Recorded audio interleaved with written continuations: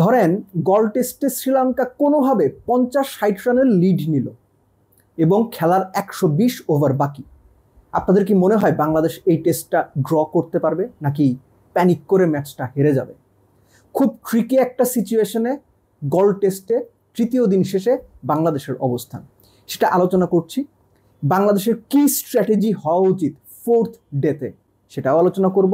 তার আগে দিনটা বাংলাদেশ কেমন করলো? খুব খারাপ করেছে। সাকিব আল হাসানকে মিস করেছেন। এখন আপনি বলতেই পারেন, ভাই যে নাই তার নিয়ে আলোচনার কারণ কি? আলোচনা করছি না, রেফারেন্স হিসেবে বলছি। একবারের জন্য তাইজুল, নাইম কিংবা পার্ট টাইমার মুমিনুলকে দেখে কি মনে হয়েছে ইস যদি সাকিব থাকতো, ওরকম একটা আর্মার কিংবা ওরকম একটা স্কিট করে ভেতরে ঢোকা delivery, stumping, bowled, LBW most likely. বাংলাদেশের স্পিনাররা সাকিব আল হাসান বাদে বিদেশের মাটিতে যে বেশিরভাগ সময়ই নখ দাঁতহীন কিংবা নির্বিষ সাপের মতো, সেটা তাইজুলরা আবারও প্রমাণ করলেন। কিছুদিন আগে তামিম ইকবাল খান বলেছিলেন যে তাইজুল আন্ডাররেটেড। তখন আমি একটা ভিডিও বানিয়েছিলাম যে তাইজুল বাংলাদেশের প্রেক্ষাপটে হোম কনটেক্সটে ব্রিলিয়ান্ট বোলার, ফ্যান্টাস্টিক, কিন্তু গ্লোবাল কনটেক্সটে দেশের বাইরে তাইজুল বেশ অর্ডিনারি একজন বোলার, সেটা আবারও প্রমাণ হয়েছে। শুধুমাত্র প্রথম নিশাঙ্কা 187 করেছেন। আপনি কি হুট করে বলতে পারবেন যে তাইজুলের কত বলে তিনি কত রান করেছেন? শুধু 150 পর্যন্ত হিসাবটা বলি আমি। তাইজুলের 73 বলে তিনি 66 রান করেছেন, কোনো রকম পাত্তা দেননি। এই যে left armer spinner right handed ব্যাটসম্যানের এগেনস্টে ভালো হইতে পারে, এটা যে পুরোপুরি বাংলাদেশের সাইকোলজিক্যাল একটা ডিসঅর্ডার, এটা কি আপনারা বুঝতে পারছেন? এনিওয়েজ, খুব ভারী আলোচনা হয়ে যাচ্ছে, সহজ করে বলি। বাংলাদেশ বাজে বল করেছে, বাংলাদেশের পেসাররা বাজে বল করেছেন। আপনি পেসারদের বোলিংয়ের মধ্যে কোনো পরিকল্পনা দেখবেন না, কোনো পরিকল্পনা নাই। একটা শর্ট অফ লেন্থ, একটা হাফ বলি, একটা অফ স্ট্যাম্পের বাইরে, একটা লেগ স্ট্যাম্পে, দুই বোলার নতুন বলে ঠিক একই কাজ করেছেন।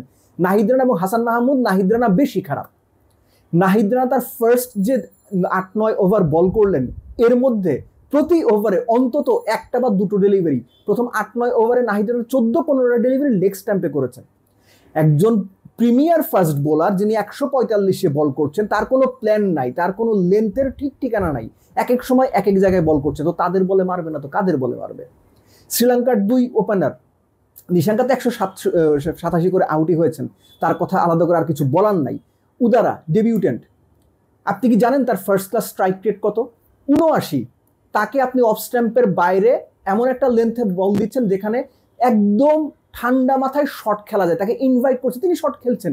এরকম ফ্ল্যাট পিচে আপনার যেটা করতে হয়, নর্মালি ভালো বোলাররা যেটা করেন, একটা পার্টিকুলার জায়গায় যেটাকে করিডোর অফ আনসার্টেনটি কিংবা অফ স্ট্যাম্পের বাইরে 4 বা 5 নাম্বার স্ট্যাম্পে কন্টিনিউয়াস বল করেন। বাংলাদেশের দুই পেসার এক এক জায়গায় বল করছেন। তাইজুল ইসলাম একের পর এক লুপ দিয়ে যাচ্ছেন, টার্ন হচ্ছে না, তারপর একটা লাইন মেনটেন করছেন না, হয়তো ভেতরে করার চেষ্টা করছেন, হচ্ছে না, টাইট লাইনে করবেন সেটাও পারছেন না, রান বিলিয়ে গেছেন, দেদারসে রান বিলিয়ে গেছেন।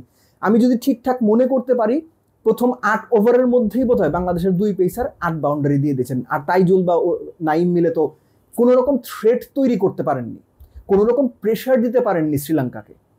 সো শ্রীলঙ্কা স্বাভাবিকভাবে এইরকম নির্বিষ বোলিং অ্যাটাকের এগেনস্টে, এরকম ব্যাটিং ট্র্যাকে, এই ট্র্যাকে থার্ড ডেতে স্পিন ধরার কথা ছিল, সেটা হয়নি। ঠিক যতটুকু ফায়দা নেওয়ার কথা 3.95 রান রেটে 368, 4 উইকেটে 93 ওভার ব্যাট করে।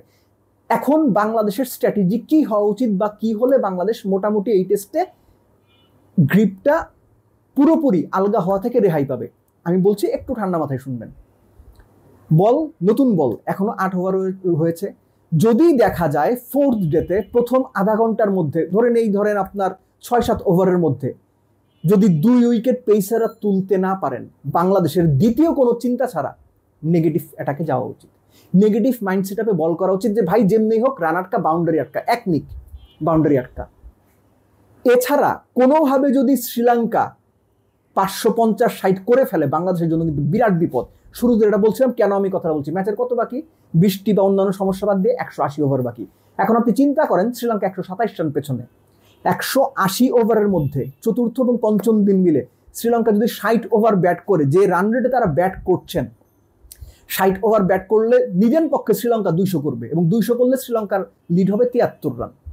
আমি ধরে নিলাম শ্রীলঙ্কা 50 রানের লিড নিল এবং 50 রানের লিড নিয়ে বাংলাদেশকে এমন একটা সময়ে ব্যাটিং করতে পাঠালো যখন ম্যাচের 120 ওভার বাকি। ট্রাস্ট মি, বাংলাদেশ ভয়ানক বিপদে পড়বে। বাংলাদেশের তখন অ্যাপ্রোচ কি হবে? ভাই আমরা টেস্টের জন্য খেলবো, নাকি আমরা উইকেটে থাকার জন্য খেলবো, ম্যাচ বাঁচানোর জন্য খেলবো, টেস্টের জন্য ড্র করার জন্য খেলবো, না কি করব? এই চিন্তা করতে করতে বাংলাদেশ প্যানিক করতে পারে। এই সিনারিও বহুবার ঘটেছে। সাকিব আল হাসান যে টেস্টে 217 করেছিলেন নিউজিল্যান্ডে, ওই টেস্টও বাংলাদেশ ফার্স্ট ইনিংসে এরকম ব্যাট করে ম্যাচ হেরেছিল। ওই ম্যাচের সাক্ষী আমি ওয়েলিংটনে। সো জিনিসটা হচ্ছে বাংলাদেশকে খুব দ্রুত রান যেন শ্রীলঙ্কা না করতে পারে সেটা ইনশিওর করতে হবে, 1 নাম্বার। দ্বিতীয় হচ্ছে নতুন বলে উইকেট তুলতে হবে। সেটা যদি না পারে, যেভাবেই হোক বাংলাদেশের মাইন্ড সেট আপ ওটা থাকা উচিত, শ্রীলঙ্কা যেভাবে পারুক তাদের রান আটকে একটা জায়গাতে নিয়ে যাওয়া, এবং কমপক্ষে 80 ওভার ব্যাট করতে হবে বা কমপক্ষে 90 ওভার ব্যাট করতে হবে ম্যাচ বাঁচাইতে হলে। এই মাইন্ড সেট আপ মাথায় রাখতে হবে, নইলে কিন্তু বিরাট ঝামেলা, বাংলাদেশ ম্যাচ হারতেও পারে। উল্টো দিকে এখনো 127 রান পেছনে, যদি শ্রীলঙ্কাকে বাংলাদেশ 420-30 ধরেন 450-র মধ্যে অল আউটও করে দিতে পারে, সেই ক্ষেত্রেও বাংলাদেশের জন্য খুব একটা স্বস্তির জায়গা থাকবে না। কেননা এই ম্যাচটা শ্রীলঙ্কা এই জায়গা থেকে হারার সম্ভাবনা কম, বরং বাংলাদেশের হারার সম্ভাবনা বেশি।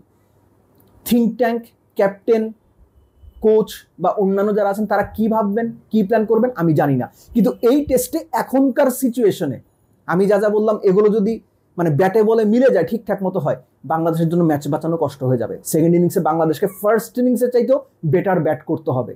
সো খুব সাবধানে, খুব ঠান্ডা মাথায় চতুর্থ দিন একদম শুরু থেকে বাংলাদেশকে একদম ফোকাস থেকে বোলারদের দায়িত্ব নিতে হবে এবং একই সঙ্গে ক্যাপ্টেনকে প্রোঅ্যাক্টিভ হইতে হবে।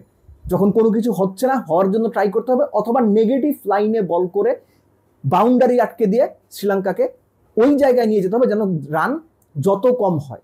সো বাংলাদেশের জন্য খুব টাফ একটা ডে, 4th ডে হতে যাচ্ছে বলেই অনুমান।